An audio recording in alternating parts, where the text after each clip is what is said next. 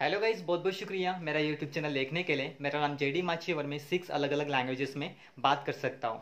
आज का मेरा वीडियो पूरा देखने के बाद भारत का बच्चा बच्चा इंग्लिश फ्लुएंटली जरूर बोलेगा, क्योंकि मैंने आप लोग को इंग्लिश सिखाने का बेड़ा उठाया है। So without wasting time, let get started right away. You know guys, a lots of people want to learn English language in their life, but only few people will succeed. You know why? Because lots of them don't have authentic methods to them and therefore they are quitting English language. अगर आपके पास English सीखने का सही तरीका नहीं है तो आप इंग्लिश लैंग्वेज क्विट कर लोगे और आप हद से ज़्यादा टाइम लोगे इंग्लिश सीखने के लिए।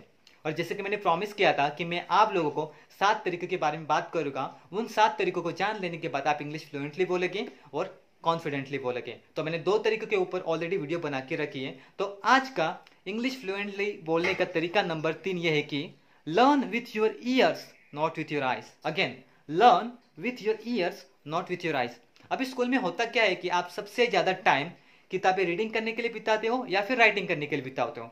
Therefore, you can write very well and you can read very well. But when it's come to speaking, nothing comes out from your mouth.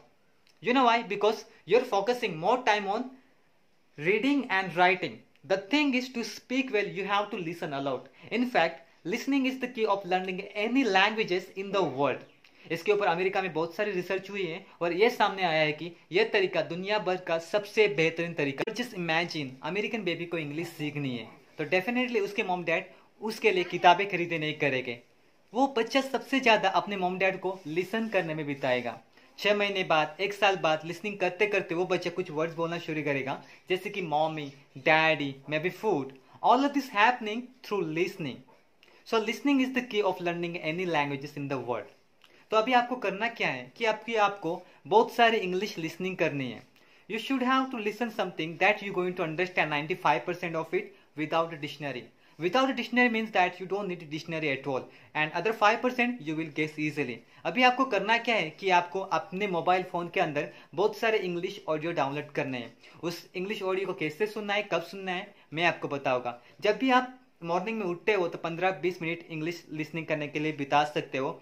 15-20 minute खाना खाने से पहले बिता सकते हो, कॉलेज में जाने से पहले बिता सकते हो, स्कूल में जाते जाते बिता सकते हो, और कभी भी आपके पास फ्री टाइम रहेगा तभी आप इंग्लिश सीखने के लिए बिता सकते हो। इससे होगा क्या है कि आप दिन के अंदर 2-3 घंटा आसानी से इंग्लिश सीखने के लिए बिता दोगे, और ऐसे ही करते करते 6 महीने बाद, 1 साल बाद आपके मुंह से इंग्लिश वर्ड्स जो है वो ऑटोमेटिकली निकलना शुरू हो जाएगा। जैसे ही आपकी लिसनिंग इंप्रूव होगी, आपको नए ऑडियो डाउनलोड करने होंगे, जो ऑडियो पुराने ऑडियो से थोड़े डिफिकल्ट होने चाहिए। इससे क्या होगा कि आप अपने ईयर को ट्रेन करोगे इंग्लिश सीखने के लिए और आप इंग्लिश रैपिडली सीख जाओगे। यहाँ आपको एक बात समझनी होगी कि आपकी जो लिसनिंग एबिलिटी है वो आपके स्पीकिंग से ज़्यादा रहेगी। और आपकी जानकारी के लिए मैं बताना चाहता हूँ कि मैंने अभी तक मेरा ग्रेजुएशन कंप्लीट नहीं किया, और यहाँ तक कि मैंने 10th स्टैंडर्ड को भी कंप्लीट नहीं किया, और यहाँ तक कि मैं मराठी मीडियम में पढ़ाई करता था, फिर भी मैं इंग्लिश सीख गया। कैसे सीख गया, इस तरीके को जानने के बाद। So definitely guys, if you having any questions about learning a new language, especially in this case I'm talking about English language, so please write your comment below and let me know. And if you still haven't subscribed my this YouTube channel, so please subscribe, like and share. So nothing more to say. Bye for now.